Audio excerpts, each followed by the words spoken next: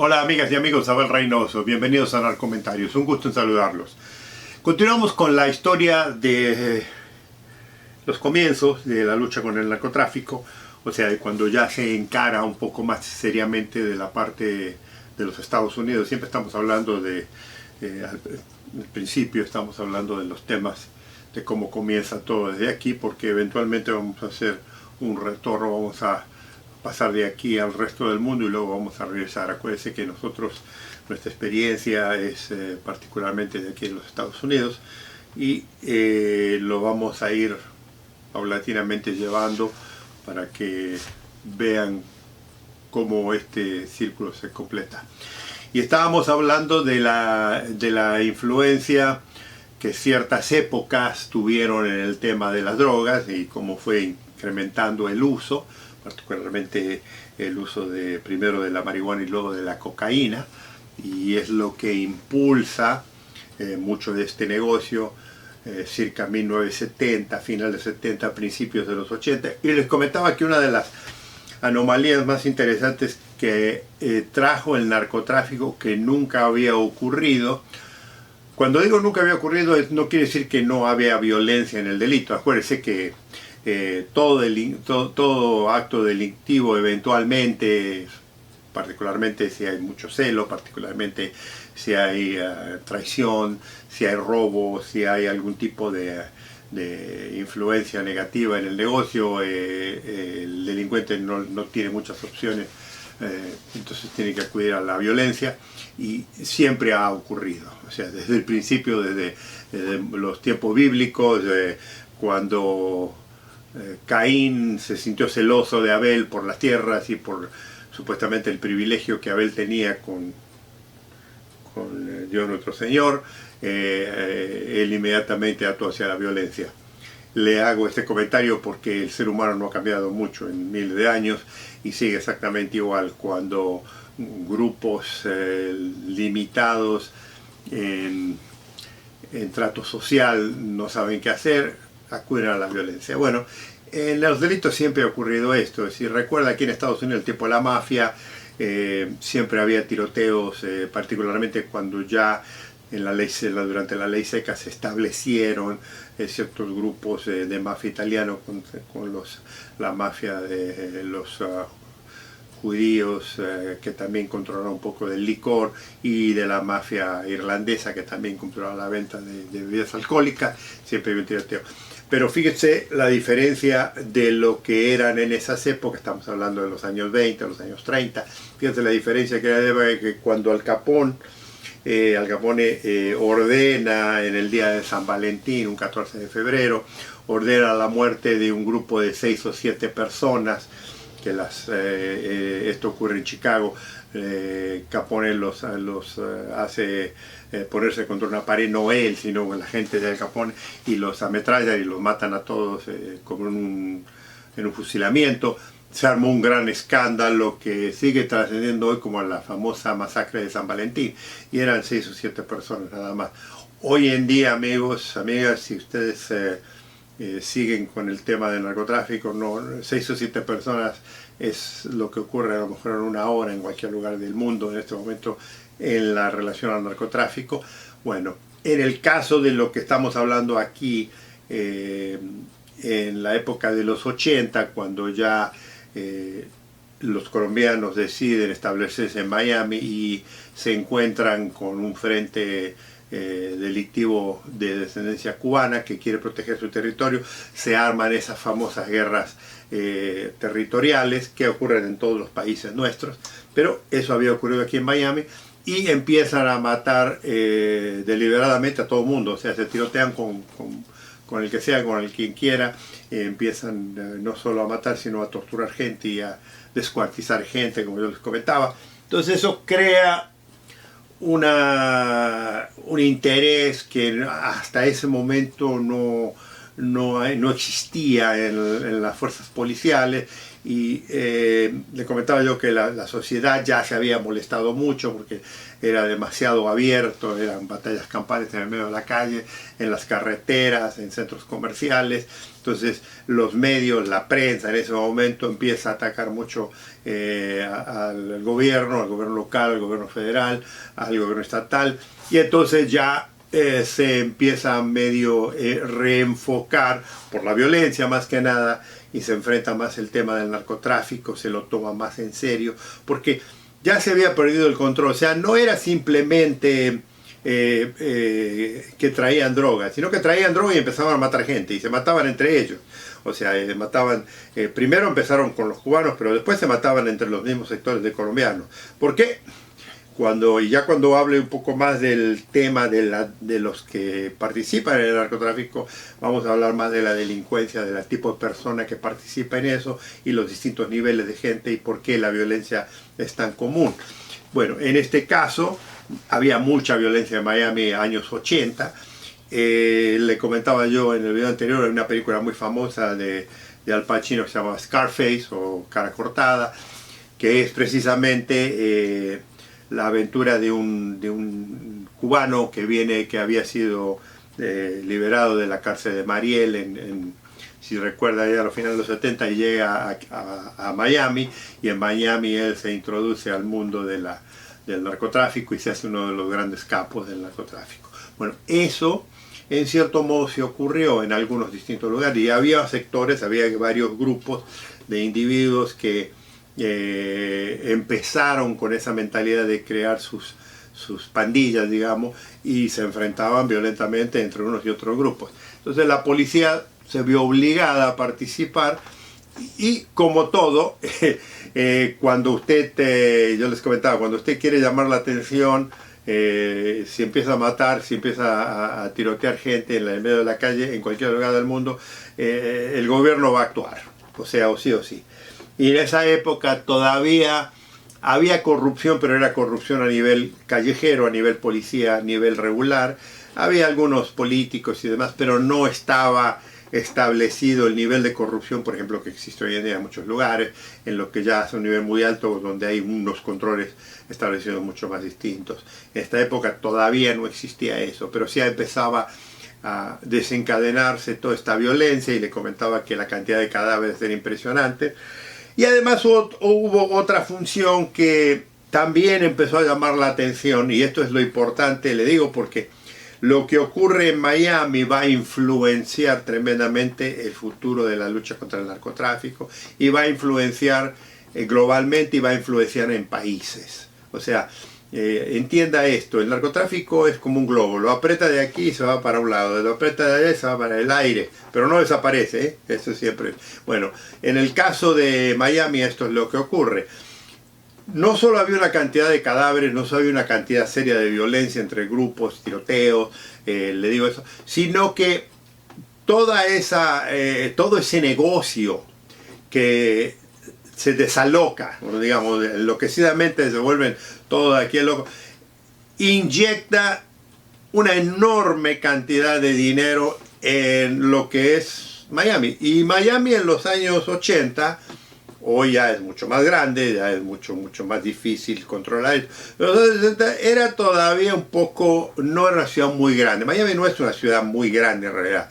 Ustedes los que lo han conocido, es relativa, o sea, no es Nueva York, no es Los Ángeles, no es Chicago, es grande, pero está extendida. Y además hay una cosa que yo les comentaba, Miami, Florida, es como una isla, ¿no? Y hay una carretera que lo une a parte de Estados Unidos, pero es como una isla y tiene mares de ambos lados. Entonces todo eso les facilitaba a los narcotraficantes latinoamericanos particularmente introducir cualquier cantidad de droga. Y ese dinero, porque eso generaba miles de millones de dólares, se quedaba en esa época, todavía no había los sofisticados procesos que hay hoy en día de los bancos, digamos, de lavar ese dinero. Entonces había enormes cantidades de dinero que aparecían en cajas y cajas y cajas en todos lados.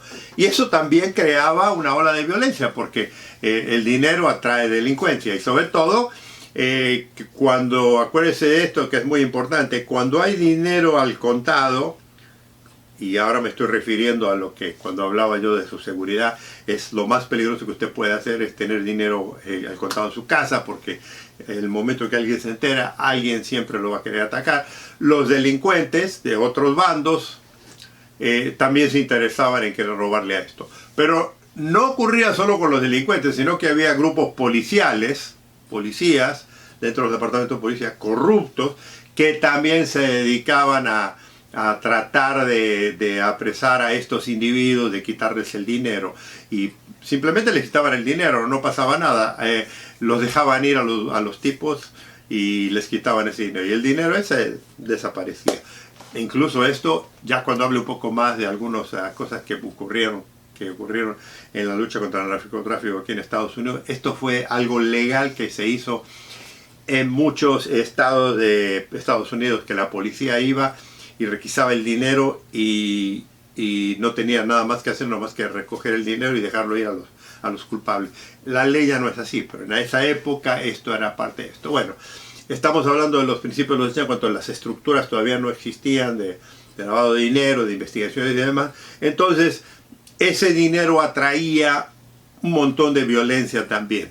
Pero había otro problema, que era mucho más importante. Estados Unidos tiene un sistema bancario muy interesante y hay grandes depósitos en ciudades muy importantes, en 10, 12 ciudades en Estados Unidos, que es el centro monetario, donde se almacena toda la cantidad de dinero que diariamente se intercambia, viene, y donde Estados Unidos, cuando produce dinero, cuando lo imprime, es donde los lleva, y son los grandes depósitos.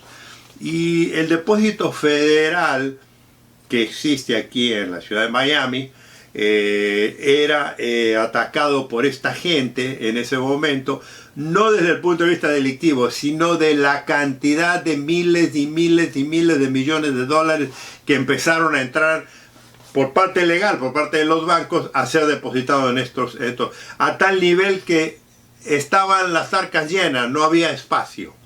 Entonces, ¿qué ocurre? Ya no había lugar donde poner ese dinero también. Así como le contaba de que los cadáveres se excedían en los espacios, lo mismo ocurrió. Y de pronto, como en todo sistema bancario, todos los otros estados que tienen 10, 12 depósitos en lugares estratégicos, Nueva York, California tiene uno, en Los Ángeles, otro en San Francisco, en Chicago, hay distintos centros muy importantes.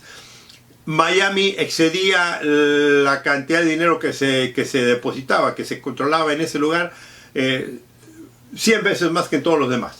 Entonces eso causa un gran problema para el gobierno federal, porque ya no era fácil ignorar. O sea, tenemos exceso de violencia, tenemos exceso de muertos y tenemos exceso de millones de dólares entrando, dinero al contado le estoy hablando. Ahora, ¿qué ocurre con el dinero al contado?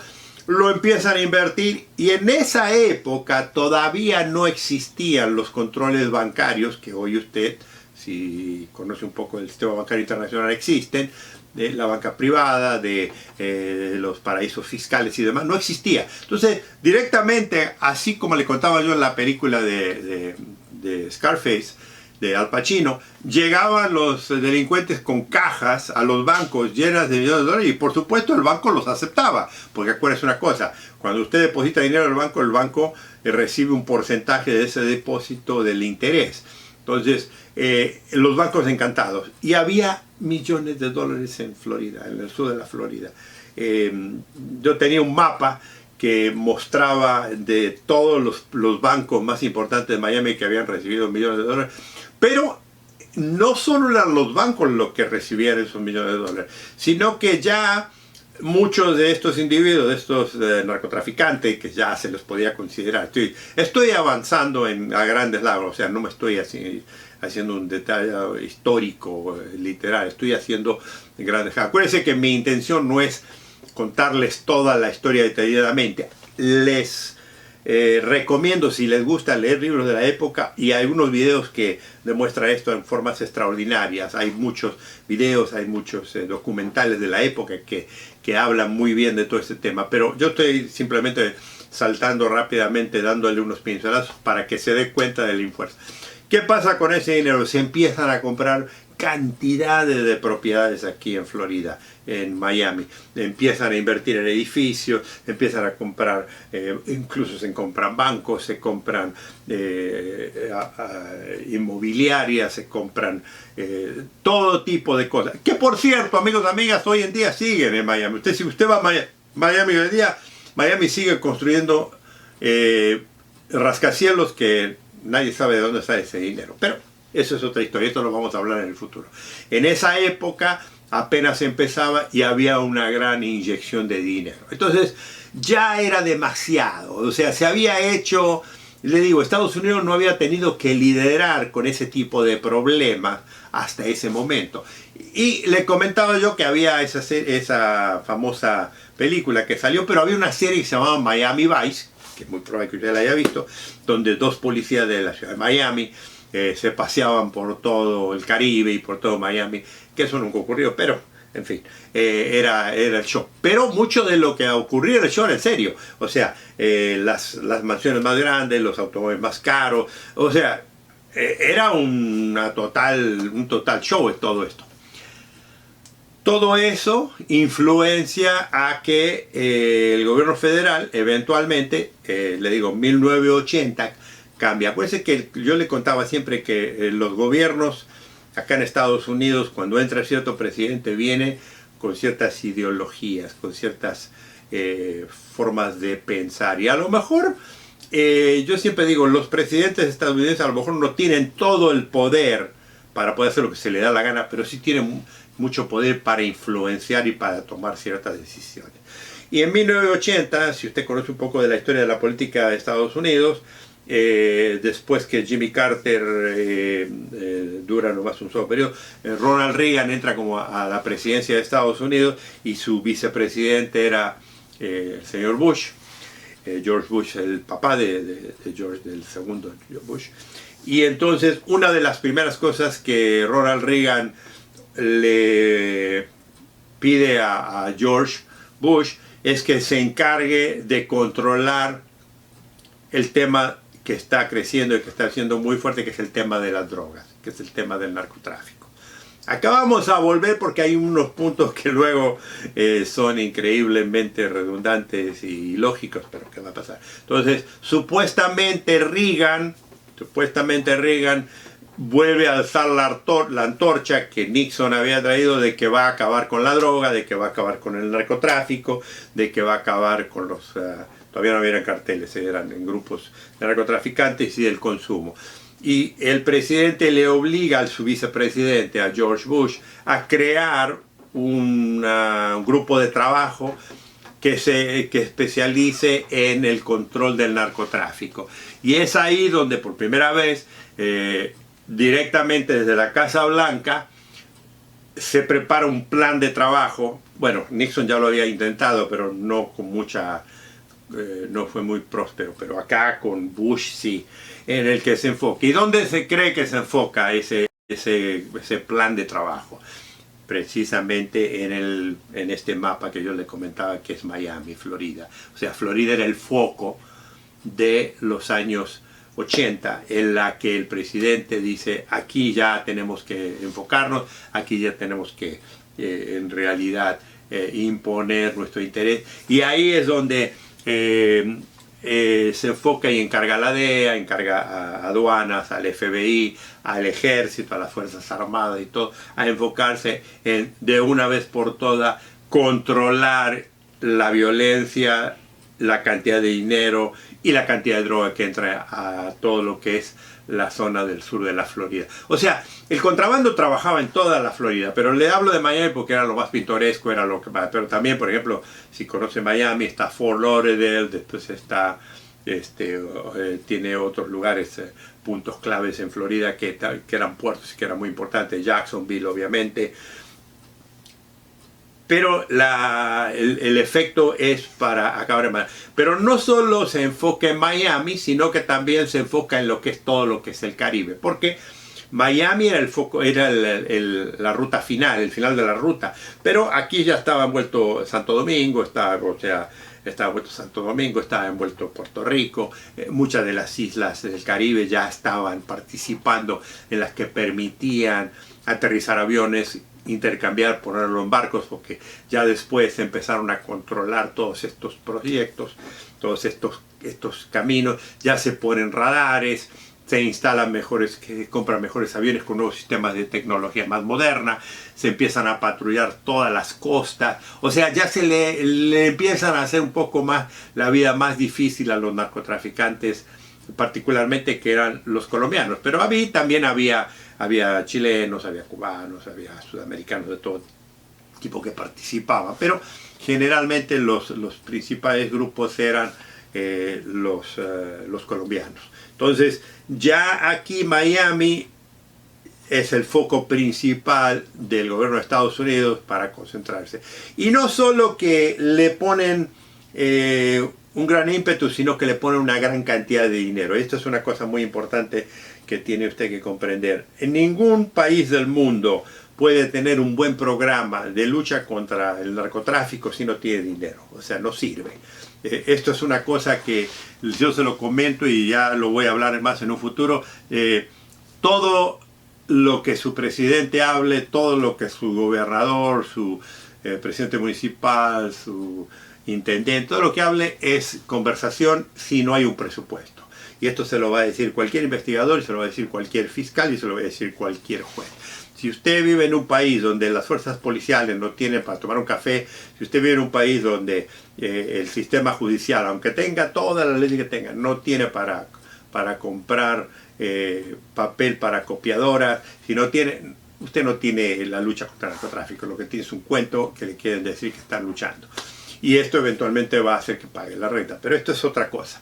En este caso aquí el gobierno le da carta blanca y le pone un presupuesto tremendo. Y ese presupuesto tremendo incluye el incrementar la cantidad de agentes federales y de policías y de presupuestos y de entrenamiento y de equipo interminable en esa época. Entonces ahí es donde su servidor entra en acción, ahí es donde yo ya me salgo de la policía de Los Ángeles y me vengo a trabajar para el gobierno federal.